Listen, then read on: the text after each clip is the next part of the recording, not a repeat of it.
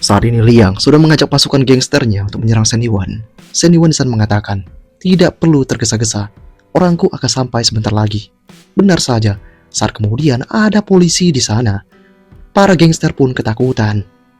Si ketua mengatakan, Liang, kalau dia memanggil polisi kenapa malah menyuruhku untuk datang juga? Kini Liang mengatakan, aku tadi tidak tahu. Dia bilang kalau akan memanggil bala bantuan juga. Jadi, kukira yang dimaksud adalah preman seperti kita. Dia pun kini dikatakan bodoh oleh si ketua itu. Tak disangka, kini sosok dari Senwei sepupu Sendiwan datang di sana dan mengatakan, Li Wenlong, kenapa kau selalu muncul di mana-mana? Apa yang terjadi kali ini? Sepupu Sendiwan ini merupakan kapten divisi keamanan polisi cabang Guansha. Kali ini Wenlong mengatakan, polisi Sen, aku tidak melakukan apapun. Aku hanya datang untuk menonton sesuatu yang menarik. Kini dia mengatakan, menonton hal yang menarik apa dengan membawa orang sebanyak ini? Diam dulu di sini dan aku akan memastikan beberapa hal terlebih dahulu. Kini, sepupu Sendiwan mengatakan kepada Sendiwan, adikku, apa yang sebenarnya terjadi? Sendiwan mulai menjelaskan keseluruhan ceritanya. Di sana, Wenlong juga mengatakan kepada Liang itu, hei, bukankah mereka terlihat sangat mirip? Jelas-jelas mereka saudara. Apakah kau menyuruhku datang untuk masuk ke lubang yang salah ini? Kini Liang mengatakan, maafkan aku kak. Aku tidak tahu kalau bocah itu punya koneksi. Aku lihat dia punya banyak uang, jadi kupikir bisa mengambil beberapa. Wenlong pun tampak kecewa dengan si Liang itu. Di sana juga terjadi percakapan antara Sendiwan dan juga si sepupunya. Saat ini, sepupunya mengatakan, jadi kau bertindak seperti pahlawan demi wanita cantik. Sendiwan mengatakan, ini namanya mempertahankan keadilan. Kurasa kantormu perlu membuatkan banner berisi pujian untukku. Kini sepupunya mengatakan, baiklah, sudah cukup bercandanya. Beritahu aku, kau mau bagaimana? Haruskah aku menyeret mereka langsung ke kantor polisi? Sendiwan mengatakan, bisakah kita sederhanakan saja? Kalau wanita itu mau minta maaf pada anak kecil dan memperbaiki kebocoran air, kita lepaskan mereka. Saat ini, itu semua diurusi oleh si polisi itu, dan semuanya pun melakukan pekerjaan mereka. Si tetangga nyolot juga mulai meminta maaf kepada adik dari Su Ewe itu. Semuanya pun mulai melakukan pekerjaan mereka itu. Dengan adanya semua hal ini, sepupu mulai menanyakan kepada Sendiwan, hei bocah nakal, apakah dia pacarmu? Kini Sendiwan mengatakan, masih belum kak, rahasiakan saja. Setelah kejadian ini, mereka tidak akan berani mengganggu keluarga Su Ewe lagi. Dan tetangga lain juga akan memperlakukan keluarga Su dengan berbeda. Kini sepupunya mengatakan, tidak kusangka kau akan menyuruhku untuk menjaga rahasia. Setelah kepergian dari sepupunya, Su Ewe dan Sendiwan kini mulai bertemu. Su Ewe di sana mengucapkan terima kasih kepada si Sendiwan dan nilai kesukaan juga meningkat di 6-1. Sendiwan berkata dalam hatinya, akhirnya gadis ini memandangku dengan baik. Kemudian Sendiwan mulai mengatakan kepada Su Ewe, bagaimana kamu akan berterima kasih? Bagaimana kalau melakukan sesuatu untukku? Kini Su Ewe mengatakan, ada banyak orang di lantai atas. Sendiwan yang mendengar itu lantas mengatakan, apa yang perlu ditakutkan? Hanya perpelukan saja, anggap saja perpisahan sederhana. Su Ewe pun kini bergegas melakukannya karena baginya itu masuk akal. Perpelukan terjadi di antara mereka. Dalam keadaan seperti ini, Sendiwan berkata dalam hatinya, sensasi puncak yang padat ini, Su Ewe ternyata cukup diberkahi. Di saat mereka bermesraan seperti itu, tanpa diduga, adik dari Su Ewe membawakan makanan untuk mereka. Ternyata ini buat Sendiwan. Ibu menyuruhnya membawa turun telur ini. Ibu bilang ini untuk Sendiwan. Sendiwan kemudian langsung menyapanya dan mengatakan, sebanyak ini, kalau semuanya diberikan padaku, apa keluargamu masih punya cukup persediaan? Su Ewe kini mengatakan, ya, bibiku membawa cukup banyak. Sendiwan pun kini mengatakan, baiklah, adik kecil, mulai sekarang kalau bertemu denganku jangan panggil kakak, tapi kakak ipar. Su Ewe pun kini mulai panik akan hal itu. Dan dia mulai membayangkan sesuatu di mana Sendiwan benar-benar akan menjadi suaminya. Su Ewe benar-benar tersipu malu di tempat itu. Kemudian Sendiwan mengatakan kepada si Su Ewe itu, ayo berpindah ke apartemen berbeda yang lebih dekat dengan kantormu itu. Su Ewe kini berkata dalam hatinya, aku juga ingin keluargaku hidup lebih baik, tapi dengan penghasilanku sekarang, aku sungguh tidak bisa menanggungnya. Setelah itu Sendiwan kembali berkata, aku akan membantumu mencari tempat. Jangan khawatir tentang uang.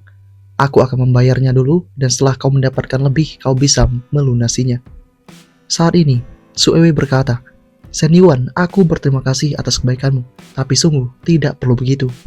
Namun Shen Yuan tetap lalu pergi begitu saja. Su Ewe tahu, jika pria ini kembali melakukan hal yang tidak seharusnya, yang membuatnya semakin merasa canggung. Beberapa waktu kemudian, Shen Yuan tiba di kediaman dari si Sena. Di sana juga telah ada adiknya yang menunggu, yang sudah kelaparan karena menunggu Shen Yuan tiba di sini. Di sana Shen Yuan mengatakan kepada adiknya itu ke depannya, jika kamu lapar makanlah terlebih dahulu. Sambil berbisik adiknya pun mengatakan jika kakak ipar padahal telah menyuruhnya makan duluan, tapi dia dan Shen Yu ingin menunggumu. Aku malu harus makan sendirian.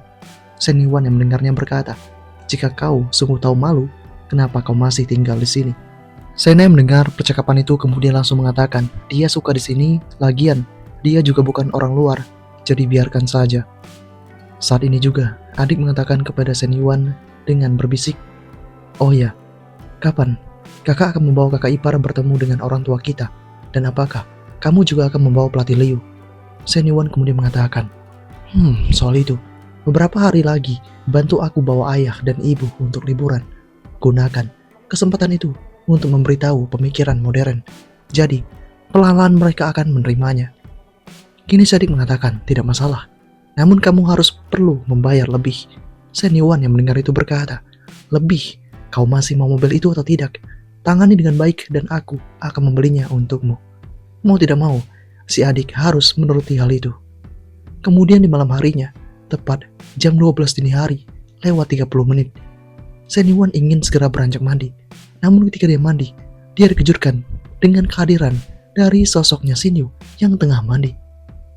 Keduanya pun tampak sangat terkejut akan satu sama lain. Dengan kondisi yang ada, membuat Shen Yuan tahu jika dia telah berdosa sekali. Dia kemudian mengirimkan teks kepada Shen Yu jika dia sungguh tidak sengaja, uap terlalu tebal dan dia tadi tidak melihat apapun. Kini Shen Yu mengatakan, ini bukan salahmu kakak ipar, aku yang lupa mengunci pintunya. Shen Yuan kemudian berkata dalam hatinya, gadis ini bahkan membawa ponselnya ke kamar mandi. Tapi, aku harus mengakui, dia dan Sena memang selevel. Sena elegan, Shen Yu polos, dan yang lebih penting, dia sangat perhatian, sama seperti kakaknya. Bagi si Shen Yu, dia juga berkata dalam hatinya, tidak kusangka, orang pertama yang melihat tubuhku tanpa balutan busana, itu adalah kakak iparku. Tapi, kenapa tidak merasa kesal sama sekali? Kenapa rasanya malah semakin seru? Ya, sesuatu mulai dirasakan oleh si Shen Yu ini. Di keesokan harinya, Shen Yuan pun kini terus berlatih. Saat ini, dia pun mengetahui beratnya hampir 75 kg. Lemak tubuh turun menjadi 15,3%. Dan sepertinya misi kebugaran hampir selesai. Kemudian, dia berkata kepada pelatih Liu, dalam beberapa hari ke depan, bantu aku mengunjungi 2 gym dan studio yoga. Periksa operasional mereka, kualitas pelayanan, efisiensi karyawan, catat kelebihan dan kekurangan mereka. Kini, Liu pun mengatakan mengunjunginya.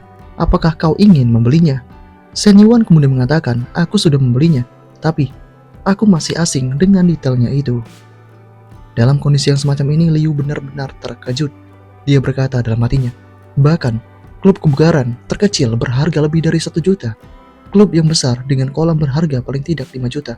Dan jika dekorasinya bagus bisa melebihi 10 juta. Dia membeli 2 gym dan 1 studio sekaligus. Itu luar biasa. Kemudian sistem memberitahukan sesuatu kepada Shen Yuan di mana saat ini terdeteksi host telah mulai mengevaluasi bisnisnya. Bisnis bukan hanya perlu stabil, tapi juga ditingkatkan dan diperluas. Karena host telah mengembangkan inisiatif, misi industri baru diberikan. Misi berwaktu, tingkatkan keuntungan Jingfu Hill sebanyak 5% dalam 3 bulan. Hadiah pertama, gaji dan dividen yang diperoleh dari Jingfu Hill akan menerima cashback 3 kali lipat. Hadiah ketiga, host akan mendapatkan modal misterius. Shen Yuan kini berkata dalam hatinya, sistem ini sungguh menaikkan tingkat kesulitannya. Dengan pasar yang sangat banyak, 5% terlihat sedikit, tapi pada kenyataannya, itu sudah lompatan yang besar. Jika aku ingin menaikkan keuntungan dengan cepat, aku harus memotong biaya dan menaikkan nilai. Hanya 3 bulan, aku tidak boleh menyanyiakan itu. Kemudian, Liu mengatakan kepada Shen Yuan, "Kenapa kamu bengong?" Kini, Shen Yuan mengatakan, "Untuk gym dan studio yoga, itu gunakan metode apapun yang dibutuhkan. Infiltrasi, investigasi, dan berikan aku laporan lengkapnya." Dan dengan adanya hal ini, Liu pun tahu jika Shen Yuan memintanya menjadi mata-mata korporat. Dia siap melakukan hal itu, serahkan padanya.